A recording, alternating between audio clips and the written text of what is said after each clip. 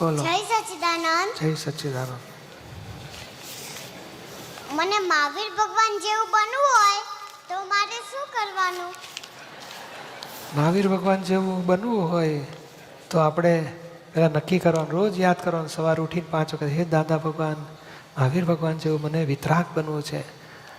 ભગવાન મહાવીર વિતરાગ હતા, એવાના જેવું બનવાનું.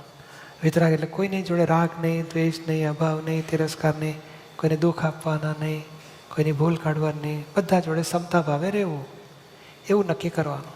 ધીમે ધીમે એ સ્ટેશને પહોંચાય. અને મોટા થઈને આત્મજ્ઞાન પ્રાપ્ત કરી લેવું. આત્મજ્ઞાન પ્રાપ્ત કરી પછી એમાં રહીએ દાદા ભગવાનની આજ્ઞામાં, તો મહાવીર ભગવાન જેવું થઈને રહેવાશે એક દાડો. સમજાયું ને? બહુ સરસ.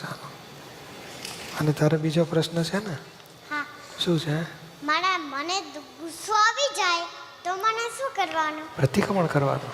કોઈને દુઃખ થાય, અરે મારે તો ભગવાન મહાવીર જેવું બનવું છે, આ તો ઊંધો રસ્તો થઈ ગયો, માફી માગવાની. ના, કોઈને દુઃખ આપવું નથી.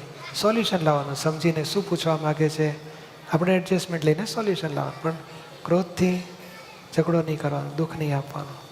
સમજાઈ ગયો ને? બહુ સરસ.